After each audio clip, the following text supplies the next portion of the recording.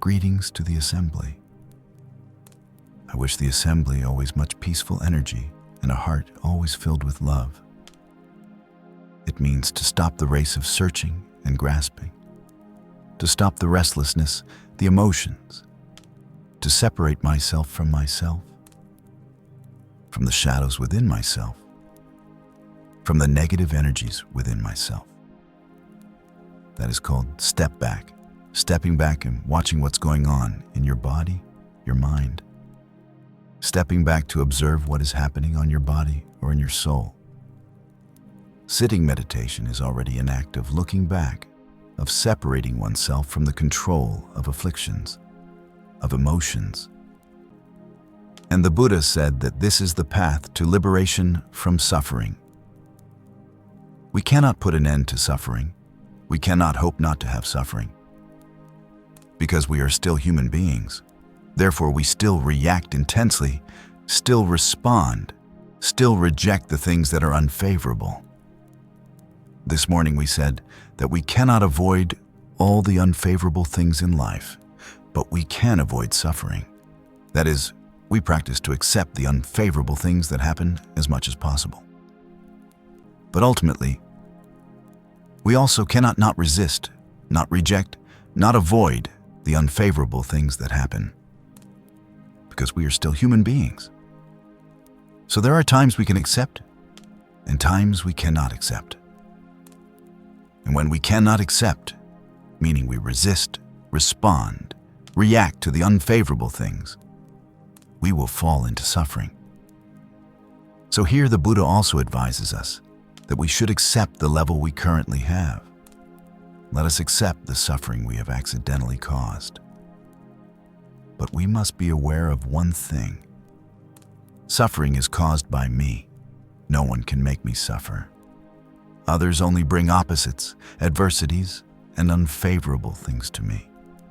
But suffering is because the capacity of my heart is not large enough to accept those opposites, those unfavorable things. Therefore, I have suffered. And I believe one thing. If I practice properly, practice with quality, then one day I will be able to accept that person's unlovely or very difficult actions. Because I believe that the capacity of my heart can expand to an infinite extent. And when I have fallen into suffering, that is, I have reacted to things that I see as disadvantageous or not as I wish or harmful to me, I have fallen into suffering, then I also accept that I am suffering, but I do not identify with that suffering. I do not sink deeply into that suffering, but I learn a new method, which is to step out of the feeling of suffering to observe it. See it as an object, an exercise for myself to contemplate, to sit and play with my suffering. Because the nature of all suffering is impermanence. It never exists at such a level forever. If we are present with it continuously, then it will not control the entire situation of our life. It is only one part of our person. And if that part is carefully cared for, then we will not become someone who is suffering. We are only someone who has suffering, not someone who is suffering. Someone who has suffering is only occasionally controlled or influenced by suffering. But someone who is suffering is always submerged, sunk away in suffering. Those are two different psychological states. The Buddha teaches us that when we observe our breath, we should not consider this as my breath, but should practice that I am aware there is an airflow going in and an airflow going out. Or even though we still understand that the breath goes in and the breath goes out, there is no such thing as mine. Because the truth is, it is not ours at all. Beginning from that practice, when we face our anger or our fear, we should also not label it with a brand that this anger is mine, or this fear is mine, or this monster is mine, or this depression is mine. It is not real. Anger, fear, depression are not real. They are not truly some entity that is present within us. It is not that in our heart there is truly a black dog. The black dog is only a way to express the phenomenon of depression. And because the mechanism of our consciousness is operating incorrectly. In the spirit of Mahayana Buddhism, it is the 5 aggregates operating incorrectly.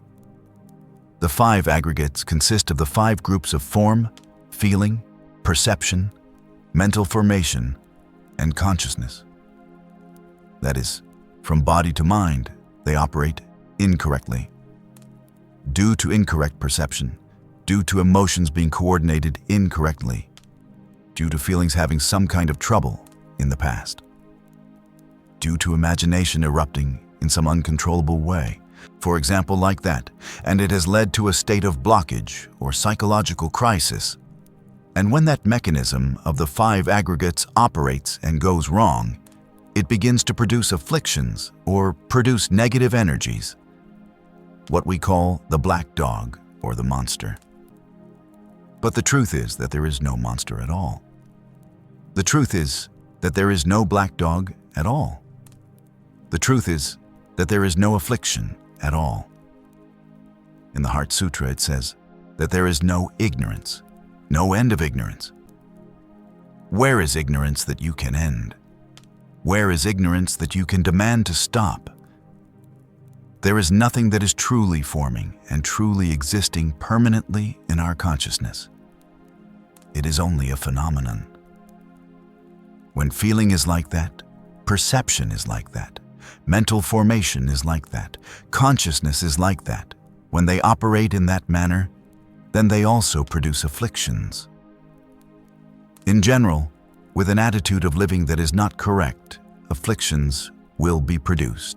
And if with a correct attitude, then afflictions are not produced. So when we have a correct attitude, where are the afflictions? They are not present. They do not exist. Not that they are hiding somewhere. They do not exist at all. Only when we have a wrong attitude does the mechanism of the 5 aggregates automatically produce afflictions. The monster is like that.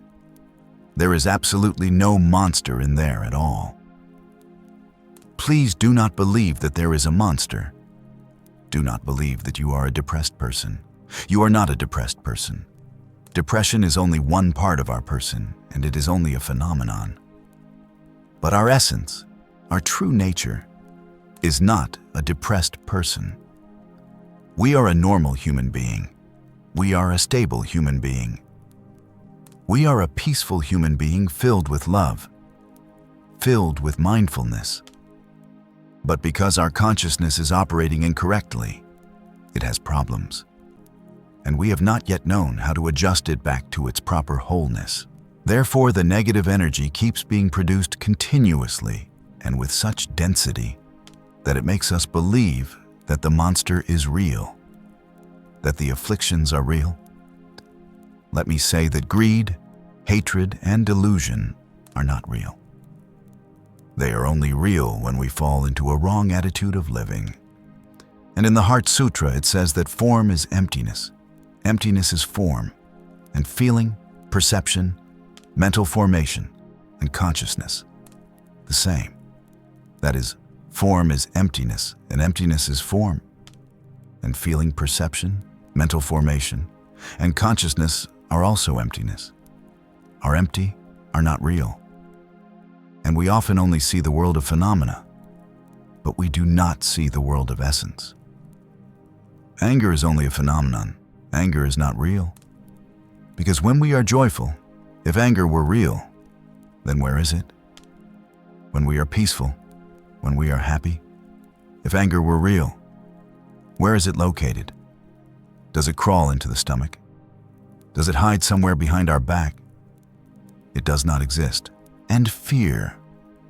Where is fear? While we are sitting in meditation, while we are in concentration, while we have much joy in our steps of walking meditation, it is not present at all. And when we look at a person who is depressed or has an anxiety disorder, it's moments before they look like a monster with fangs and growls, resenting, blaming, accusing. But 5 minutes later, we see them blooming like a flower, talking and laughing loudly, loving life and loving people deeply. The question arises, the person 5 minutes before and the person 5 minutes after, is it one or different? Are there two people inside or only one person? If we do not look carefully, we see that it seems like there are two people. There are two people in there. One original person whom we know, lovely, honest, innocent, gentle, kind, good-hearted, capable of loving, capable of respecting others' emotions. And one person we're suddenly forced to face, a depressed person, a person full of pessimism and weariness of life, a person full of negative energy, seeing darkness everywhere, seeing everyone as dangerous. Clearly, there are two people. But in truth, let me say, there is only one. The second one is only a newly arising phenomenon. And if the mechanism of the five aggregates is adjusted again, if the veil of ignorance is lifted, then that second person does not exist. That phenomenon can no longer arise. Therefore, when we step back to observe ourselves, we can recognize the difference between phenomenon and essence. And from there, we look at others in the same way. We see that those phenomena are not their whole person, and we can see that easily. But if we lack calmness, lack stepping back to observe, then we are very easily misled into identifying a temporary phenomenon with the entirety of their person, just as we once identified our entire person with a temporary emotion. I am that kind of person, a person who is easily angry, resentful, and jealous. I am someone who is often suspicious, often afraid, or I am someone who is depressed. And from the day we met a psychologist and the doctor said we had depression, we immediately believed we were a depressed person. If only the doctor had said that you are not a depressed person. Not that you do not have depression, but you are not a depressed person. You are not always a depressed person. Only when the monster controls you and you do not fight back, does that mean you become a depressed person. But even when the depression arises, if you have mindfulness and you step back to observe, you look at that monster, then you are also not a depressed person. It means that there is something else in you that steps out to look at the depression, to look at that monster. Not only that monster alone, you are taking responsibility for that monster. You are sitting facing it. And there is an energy of mindfulness, an energy of love looking at that monster. That monster does not spit poison. It does not harm anyone. A person who is caring for his own monster. How can we call that a depressed person? Only when you give up, let go, allow the monster to run wild, to occupy your entire person. And you believe that you are only like that. At that moment you begin to declare, you begin to resent, you accuse. Then perhaps at that moment you are a depressed person. But you can become someone who is not depressed. You can become someone who is not depressed even while you are experiencing depression, when you have mindfulness, when you step out of that monster. And to do that, you must take advantage of the moments when that monster is not present. You learn to step back and observe yourself. In the Dharma talk last night, I said, if only we could look at our loved one in the moments when they are furious, in the moments when they are spraying poison at us, in the moments when they are doing terrible things to us. And we still remember that this is only a temporary phenomenon. But the phenomenon keeps happening repeatedly, happening every day. It happens several times a day. So eventually we no longer dare believe that it is a phenomenon. We think this is their true nature already. But when we evaluate, judge, condemn, or react toward an object, at that moment our mind is weak. In other words, When our mind is steady, when we have full mindfulness, then we will never condemn or judge or accuse any object. When our mind is steady and has full mindfulness, we understand the object exactly as it is. The object is being stuck in its own afflictions. The object is becoming a victim of the monster within them. And apart from that monster, apart from that affliction, the object is also a very wonderful whole. If only we could look at our loved one in the moment they are furious like that, seeing both, seeing the fury, but also seeing the wonderful whole. And this wonderful whole we have witnessed before, and we have even enjoyed the talents and the wonderful values in their person. Why do we not remember? We only fixate intensely on the monster, on their shortcomings. So is that fair? Just as we were once unfair to ourselves when we fixated and identified our entire person with our weaknesses, with our temporary mistakes. And so we tormented ourselves, blamed ourselves, and lost trust in ourselves. That is unfair. Therefore, we learn to return fairness to ourselves and to our loved ones by learning to look in a complete way at an object, without being deceived, without being misled by the world of phenomena anymore. Looking means seeing both phenomenon and essence. A person who is angry still contains lovely qualities inside. A person who is exploding in madness still contains the warmth of a compassionate heart inside. And it is not necessary that a person who is exploding in madness is a wicked person. The sentence of the Buddha that made me set out to follow his footsteps is that in the book, The Human of the Buddha, he said there is no wicked person, only wicked actions. Actions are phenomena that occur temporarily in some period. But the person is a complete whole, the essence. If a person who has wicked actions is placed in an environment that is not wicked, a wholesome environment, close to kind people, receiving help, support, practice, and transformation, then they will become a virtuous person. I have witnessed, I have helped countless people step from one path to another, from one life to another. From a person full of suffering becoming a happy person. From a person who committed many misdeeds becoming a person inclined toward goodness. And I deeply believe that everyone has an inherent goodness. When you care for someone who has wounds in their soul, and you do not have faith that this person's inherent goodness is still intact, that this person's loveliness is still intact, then you will not have enough patience, not enough strength to accompany them through such long and harsh stages. They may turn back and bite you at any moment, and when they bite you, if you do not remember who they are, if you do not remember their essence, if you do not remember their whole person, then you will react. You only react to someone when you believe that they are only like that. They are only that wicked action, and you can never react with an object when you see their essence, see their wonderful whole. Therefore, we have gradually lost a sacred, miraculous habit of human beings to look at everything in a broad, complete, total way. We are always stuck in the world of phenomena. And while we practice walking meditation, we can also step back to observe not only the steps, but also our attitude. Suddenly our steps become slow, gentle, solemn, beautiful, because we have just walked past that person. So while walking meditation, if we do not see how our mind is doing walking meditation, then it is a bit of a pity.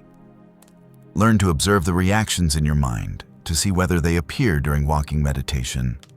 And if they do appear, it is not troublesome. It is not a problem. It is natural. It has always been like that. So it is like that now. It cannot possibly not be there. But as a meditation practitioner, we learn to acknowledge that there is such a phenomenon arising, and that we must take responsibility to observe it so that it does not expand and grow into a habit. Any phenomenon in the mind, if we detect it in time, sit and play with it, observe it, called taking care of it, then it cannot grow. It cannot expand, it cannot manipulate, it cannot take the upper hand. That is the way the Buddha teaches us to transcend afflictions.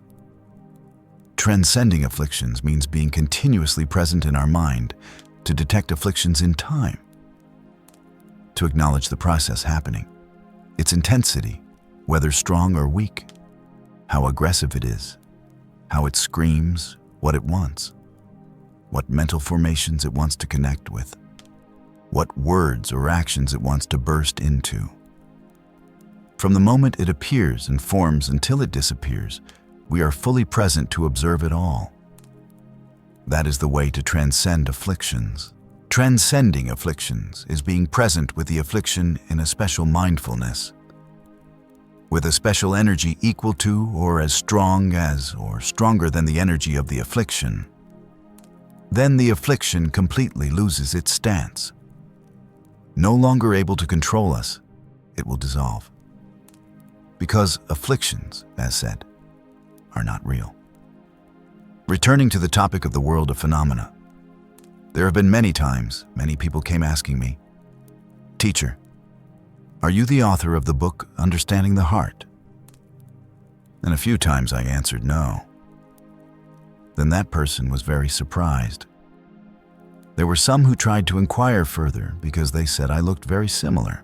But if you say he is the author of Understanding the Heart, then that needs to be reconsidered, because I am not only the author of Understanding the Heart, and soon there will be a series of other books. And I am not only an author of books, I am also a psychotherapist.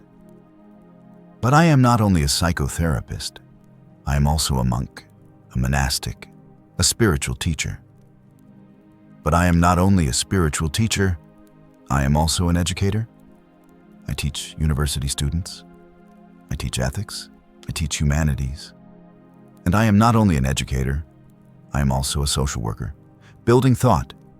And I am not only a social worker, I am also a calligrapher, a poet, a cook, a toilet cleaner, a horsekeeper, a horseback rider, a wanderer. Oh, so many things. And you are the same, dear friends.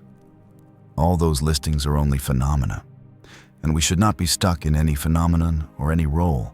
So I like the role of a monk very much, because the role of a monk is a role that is not a role. And if one practices without skill, it will become a role. In that role of a monk, I get to do many roles, many kinds of work that I love. And I do not let myself get stuck in any particular work. Saying that I am the author of the book Understanding the Heart is correct, but not entirely correct. Because if I nod and immediately admit, yes, I am the author of Understanding the Heart, then I am only the author of Understanding the Heart. Is that so? So it seems a bit complicated. But I want to help that meditation practitioner understand that I am something larger than the book Understanding the Heart. Not only understanding the heart. That is, we step out of a phenomenon to see a larger whole. And in that way, looking at afflictions or the monsters in our heart is the same. Looking at our negative energies is also the same. We are not only those things. We are also something much larger and much greater. And if we invest seriously in the journey of returning to and developing our inner life, discovering ourselves, then I believe that you will be very surprised to discover the wonderful values in the depths of your soul. And as I already said from the beginning, when we observe the breath, we should not consider this as my breath. Try to see that this is only a stream of air going in and out. If we say mine, then it is correct in some limited sense. In some narrow perspective, that is mine. But from a larger perspective, a more accurate perspective, this is the air of heaven and earth. Where is anything of mine? Pinch your nose for 3 minutes and see where mine is. And in that way, when we look at our afflictions, do not consider this as my anger.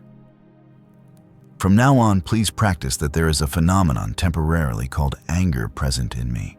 I say temporarily called anger because the venerable masters, the meditation masters, advise us not to label, meaning do not label or name any affliction. Because once we name it, it means we believe it is real. If we name it anger, then we will believe that anger is real. And we automatically assume that we are someone easily angry. When we are jealous, there is a phenomenon we call jealousy. We label it jealousy. Our loved one labels us as jealous. We believe we are someone easily jealous. And from then on, forever, we think we are always jealous. And imagination becomes real. Imagination long enough becomes reality. When we care for a depressed person and we think they are always a depressed person, how can they not think they are a depressed person? In our gaze, there must shine a belief that, child, you are not a depressed person. You only have depression. And you can completely control that depression. You can completely express values beyond that depression. Because your parents have seen moments when you were not depressed at all. Here are the moments when you were not depressed. And even in the way of helping a patient with depression, you must try to believe that this person is not depressed, and try to help the patient believe that they are not depressed. Although inside there is the recognition, the acknowledgement that depressive phenomena appear, we must recognize them, but must not believe that it is an absolute and permanent truth. How can we do that, dear friends? Because when depression rises, it is terrifying. It attacks fiercely. It bites us painfully. How can we believe, oh, you are not depressed. This is only a temporary episode. I believe in that. Then we must have the skill to step back and observe, not identify with any phenomenon arising during meditation practice.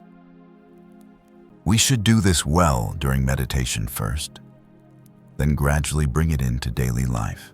During meditation, we have an excellent space, an excellent condition to be able to do that. Not identifying with the breath, not identifying with a temporarily pleasant or unpleasant feeling, and then beginning not to identify with temporary psychological phenomena such as sadness, worry, anger, fear, a desire. When we look at a desire passing by, hello, my desire, and goodbye, then we do not become a person of desire. But if it comes without our awareness, and then we begin to move our hands and feet, stand up and act, then we become a person of desire already. Sit down, meditate, breathe in, breathe out, escape from the desire, look at the desire. The desire weakens, dissolves, disappears, returning to the free person. Here it is, here it is. To escape the control of afflictions is freedom, is liberation. This is what we long for, what we have been waiting for all this time, to escape the limitations of ourselves.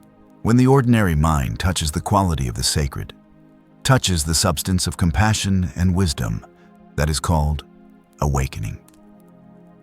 Here it is. What we have been waiting for all this time is right here. Our great person, our whole person, is here. All this time we have only identified with a very small part of ourselves. As the scientists say, we only use 10% of the brain. Now if we use not 100%, even a few dozen percent, we are overwhelmingly joyful. We see ourselves immensely vast, and we can only do this. The only path to attain these values is to learn to step back and observe each small phenomenon occurring in daily life. In the midst of a crowd, you can step back to observe people laughing, chatting, gossiping, doing all sorts of things, without necessarily joining the crowd. In a phone call, you do not necessarily have to merge into the emotions of the person speaking or the content of the conversation, but you can step back to observe your own attitude and the attitude of that person within that phone call. And while interacting and dealing with anyone, we also learn to step back to observe our own attitude. And I repeat that what we need to step back to observe the most is our attitude. Because attitude is our mind.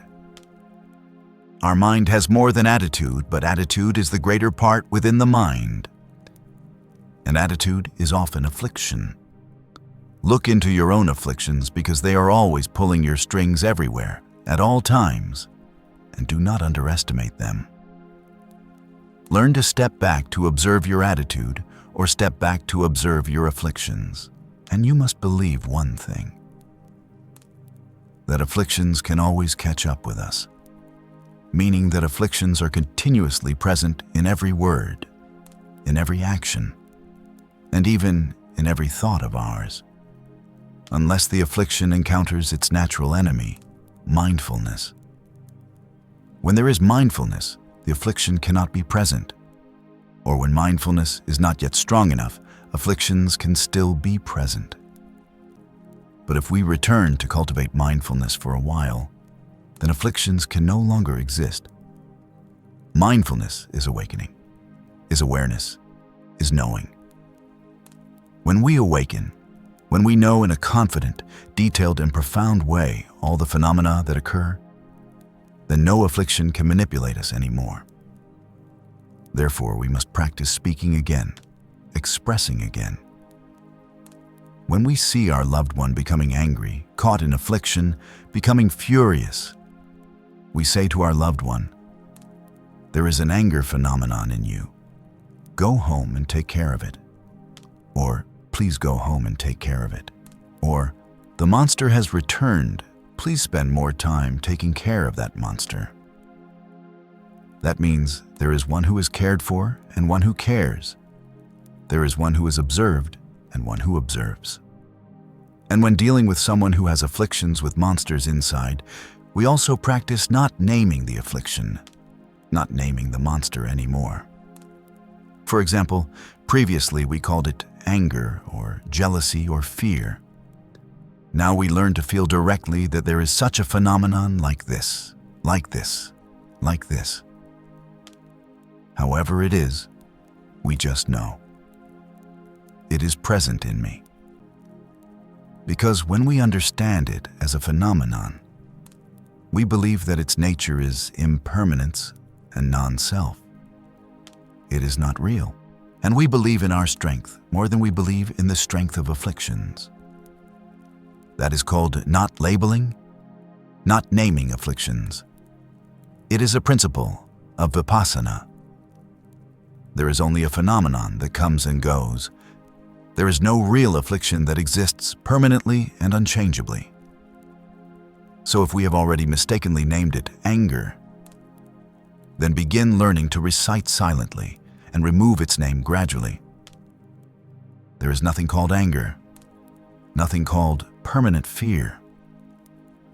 And regarding what is called the monster, sometimes we call it the monster, but if we call it the monster and imagine it as a real monster, or we call it the black dog or the mad dog and we believe it is real, that there truly is a dog barking, growling, biting, clawing at us, then stop thinking of it as a dog.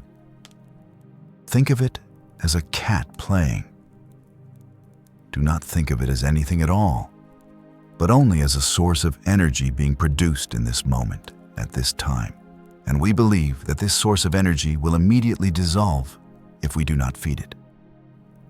What does it mean not to feed it? Feeding it means we are careless, not aware, or we identify our entire person with it.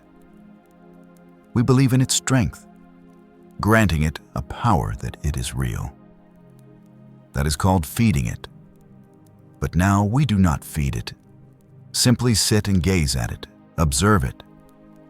But you know that not every moment we have enough strength to observe such frightening things. So we must prepare beforehand, always live in mindfulness, sharpen the energy of mindfulness greatly. And even when we observe it and cannot handle it, then temporarily stop observing. Continue developing the energy of awareness, developing mindfulness by switching to another channel, another object, even when we are still meditating. When we are still meditating, still developing awareness or mindfulness, knowing clearly, then few afflictions can avoid being burned. Few monsters can return without being burned. Therefore, dear assembly, please try to practice stepping back to observe yourself, your afflictions, especially your attitude, more often. And from that, we also learn to step back to observe all phenomena occurring in life with the very people around us, our loved ones, so that we do not become confused between the world of phenomena and the world of essence, between a shallow, temporary phenomenon and the wonderful whole of that person.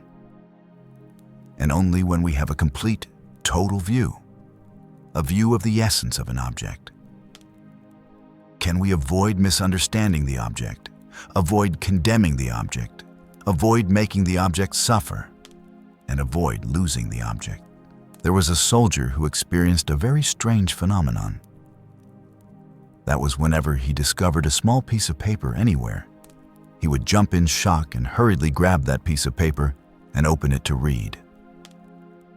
If there were lines of text on it, he would read them ravenously, then feel disappointed, then shed tears, then throw the paper away. Wherever he found a scrap of paper, he reacted the same way. And in the army, they did not know what was wrong with him. They thought he must be mentally ill, so eventually they sent him to a psychiatric hospital. And in the hospital, he behaved exactly the same.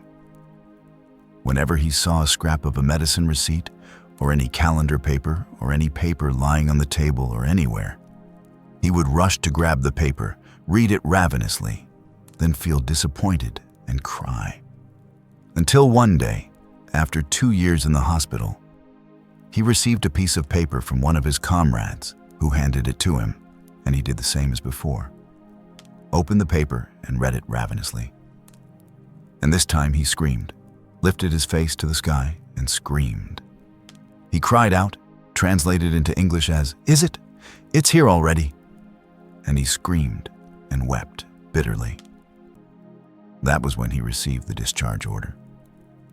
So this young man did not have any mental illness at all. But he was too afraid of war. He missed his family. He longed to live in peace. He hoped day by day, hour by hour, to receive the discharge order so that he would be freed to go home. He did not like war at all, but because of duty and responsibility, he had to do it. And because the war continued endlessly, the discharge order arrived quite late, and he had waited 2 whole years. So every day, every hour, he waited for the discharge order, the day he would be released, able to return to his true self. In the Zen tradition, we also use that phrase, "Is it?" It's here already. It may be the moment when we return to our true person. We sit very quietly, gazing at the sky and clouds like Rabindranath Tagore. The famous poet of India once wrote the poem, "Through countless years wandering across lands, seeing countless high mountains, countless wide seas. Why did I not see right before my house the sparkling dewdrop on the corn leaf?" Rabindranath Tagore was a great poet who contributed to India's national liberation movement, a contemporary of Albert Einstein. And he traveled to many countries in the East and the West, wishing to connect the beautiful values between Eastern and Western cultures. He had the privilege to witness and enjoy countless magnificent landscapes of the world. But one morning, waking up in his own countryside and stepping out of his own house, he was stunned, amazed to see a dewdrop receiving the first sunlight of the day, sparkling like a diamond on the corn leaf. He was so moved, so happy. Perhaps at that moment, Rabindranath also exclaimed, It is here already.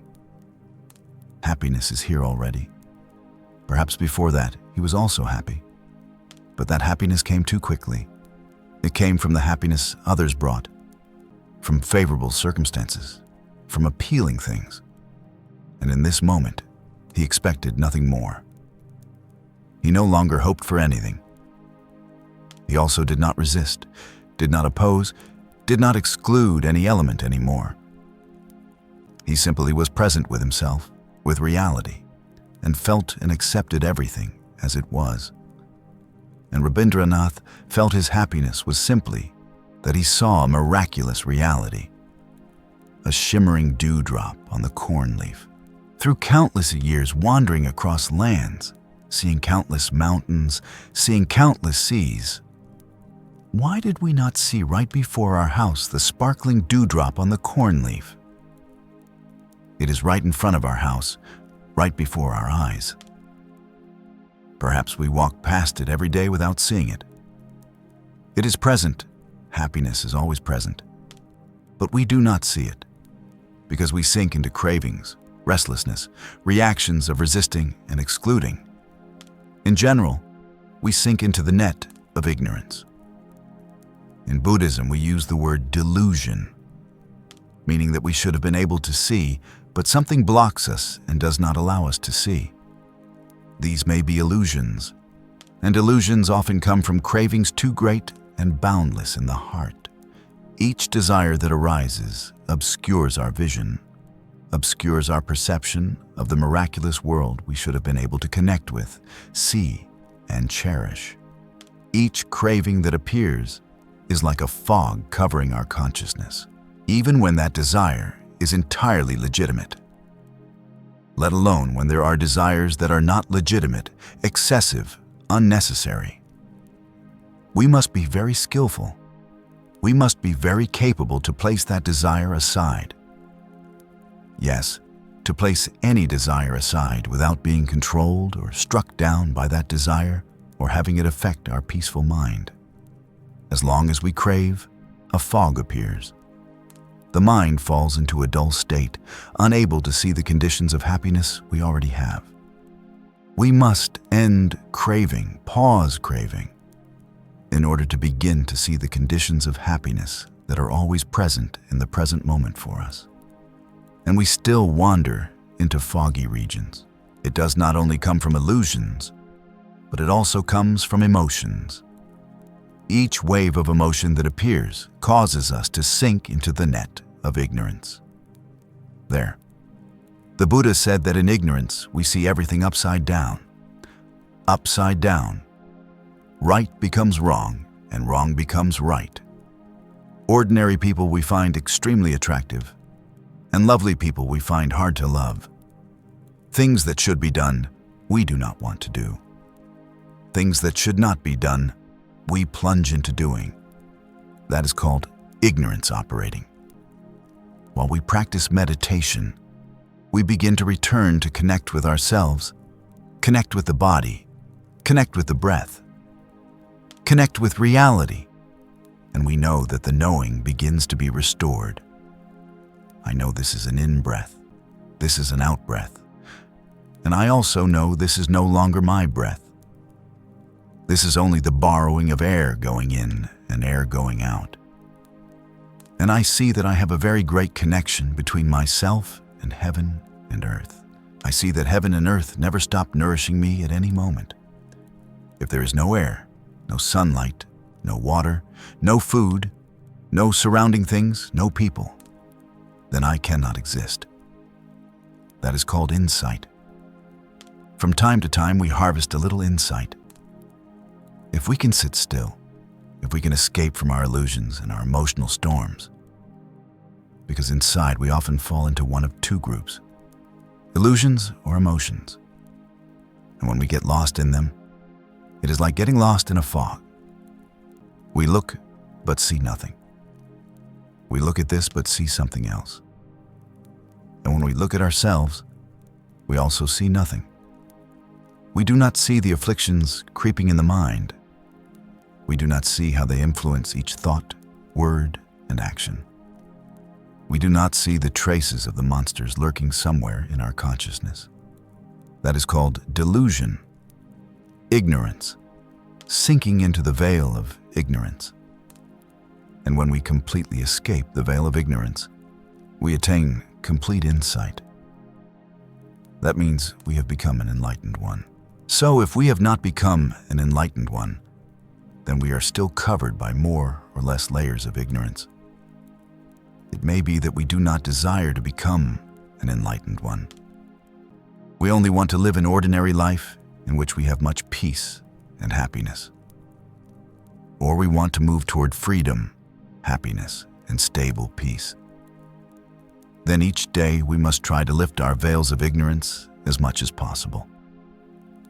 To lift the veil of ignorance, to live with the light of insight, we must practice stopping often, because the nature of life is to pull, to grasp, to whirl around. And the people living around us all live in that way, grabbing one object after another. And they believe that each such object will bring them joy, peace, and happiness. And we are also influenced by the collective consciousness. So we have also lived in that way. And until now, if we look closely, we still do not see anything that is lasting happiness. Our soul still often feels empty, bored, and tired. We are fortunate that we have come to know very effective and very practical methods of practice from Buddhism. We have learned meditation. We have practiced sitting down quietly. Although during that half hour or 45 minutes, we still have much restlessness, many sudden emotional waves, and not much calm. We have the path. We know the method. We know the method that whenever we become angry, whenever afflictions invade us, whenever the monsters control us, we know what to do to transcend them, to return to freedom. Although sometimes successful, sometimes failing, although it is very difficult to escape the claws of the monsters of afflictions, we basically have the path. We know the method. We know to sit meditation. We know to dwell in the breath. We have a little experience in walking meditation. We have a little skill in stepping back to observe what is happening without identifying with it. As I said in the morning talk, practicing meditation is like watching a movie. The task of a meditation practitioner is to lean back into the chair comfortably and naturally, to watch the film slowly unfold without poking our nose into intervening. The meditation practitioner develops awareness, recognition, awakening, continuous mindfulness of each object unfolding around, with less identification, less merging. Identify means merging with the object.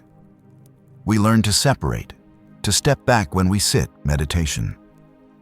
Sitting quietly means we separate from the whirling flow of life. We separate ourselves from the whirl of the mind stream with its worries, fears, old habits. Although sitting down is not always successful, every time we sit down, we have already succeeded.